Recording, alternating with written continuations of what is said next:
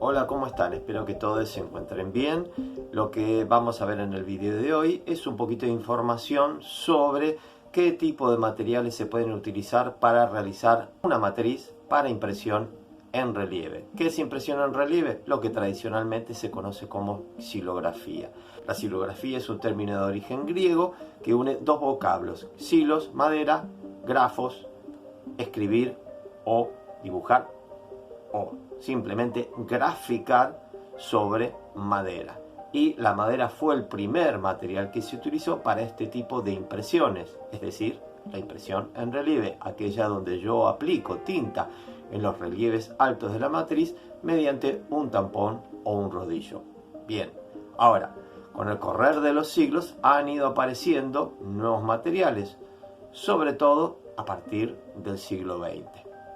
Bueno, aquí están los materiales que se pueden utilizar para realización de matrices de impresión en relieve. Espero que les sirva. Vamos a comenzar por los materiales tradicionales. Aquí lo que tenemos es un bloque o taco de madera de palo blanco. Es una madera originaria de la Argentina, de lo que es exactamente el noreste argentino. Ya no se consigue más porque evidentemente aquí hay una limitación que siempre tenemos los grabadores. La madera está disponible siempre y cuando haya un mercado lo suficientemente grande. Y no solamente para los grabadores, porque aquí es un mercado pequeño, sino también para la industria del mueble, la industria que utilice madera. Y el palo blanco evidentemente se ha dejado de utilizar desde hace bastante tiempo.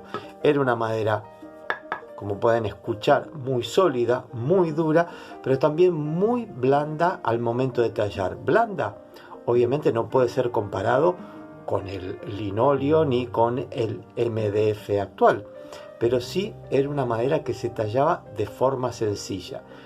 ¿Cuál es la principal característica que debe tener una madera para ser tallada? Que las fibras que componen la misma no se astillen. Aquí podemos ver la veta de la madera. La veta corre en esta dirección. Si yo tallo en esta dirección no va a haber inconvenientes. El problema surge cuando tallo de forma perpendicular a la dirección de la veta, y esta, en algunos casos, se puede astillar. Por ejemplo, la madera de pino. Aquí tenemos otro taco, otra placa de madera. En este caso es guatambú, una madera que aún se sigue utilizando en carpintería. Es una madera muy similar al palo blanco, más dura aún que el palo blanco, y obviamente ofrece una mayor resistencia al corte de la gubia. La tercera opción tradicional, por lo menos en lo que hace al siglo XX, es el linóleo. ¿Sí? Aquí tenemos una placa de linóleo. ¿Sí? Es un material sintético, una especie de goma que se ha fijado sobre un soporte de tela de arpillera. Esta es la característica que debe tener el linóleo. Y originalmente, como el linóleo es un material fabricado para revestimientos de pisos, sobre todo, debe tener una superficie lisa. En este caso, los linoleos que se fabrican actualmente para grabado, porque ya prácticamente no se utiliza el linóleo para revestimientos de pisos, suelen ser, como ustedes pueden ver, mates, y al tacto tienen un cierto grano, que no impide trabajarlos ni impide imprimirlos.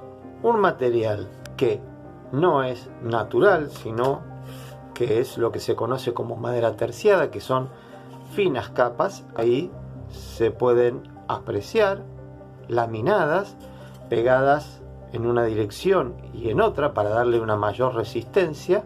En este caso tenemos una terciada de guatambú, que, como les dije, puede ser trabajada tanto en dirección de la fibra y en dirección perpendicular a la fibra sin problemas. Si tuviéramos una terciada de algún otro material, por ejemplo pino, ya ahí tenemos que realizar nuestro dibujo y luego cortar la fibra con esta gubia. Esta gubia es una gubia de corte, como pueden ver. cortar la fibra de forma transversal primero y luego retirar con la gubia.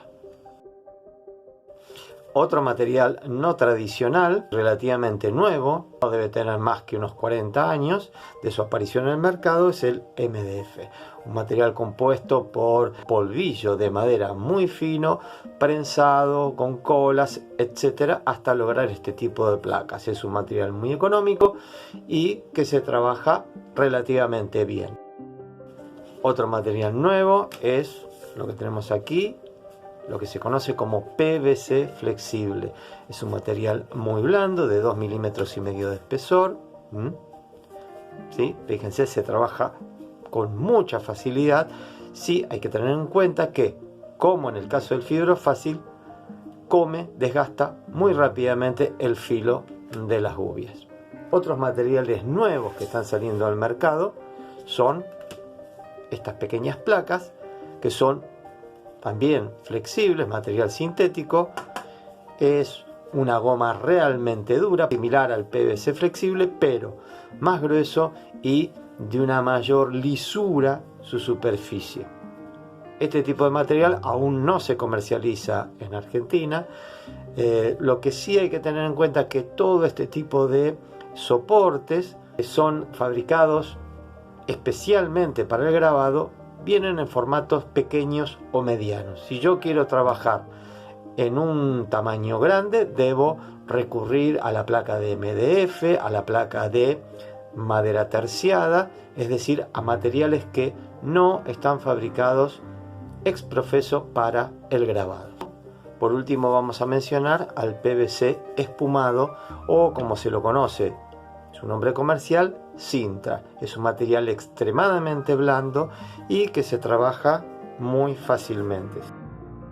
Si queremos ser exactos, la palabra silografía podría aplicarse solamente a las tallas realizadas en madera natural, como luego apareció el término linograbado o linografía para aquellas realizadas en linóleo. Pero han ido apareciendo con los años muchísimas más variantes para realizar matrices, con lo cual el término correcto es matrices para impresiones en relieve, es decir, donde la tinta queda depositada mediante un rodillo o tampón impresor sobre la superficie de nuestra matriz.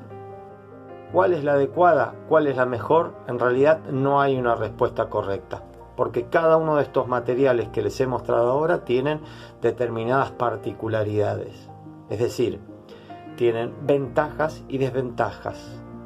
Al ser más blandos unos que otros, se tallan con mayor facilidad, se logran ciertos detalles. Otros, al ser más duros, por ejemplo como la madera, ofrecen una mayor resistencia al trabajo que el grabador quiere hacer con la gubia, y eso queda reflejado en las líneas que se van creando, con lo cual cada material le va aportando ciertas particularidades a la construcción de la imagen, y es el artista, en definitiva, el que debe elegir qué material es el más adecuado para poder crear su imagen, es decir, cuál es la que le proporciona mayores ventajas para desarrollar su propio lenguaje expresivo. Básicamente esas son las diferencias que el artista debe tener en cuenta.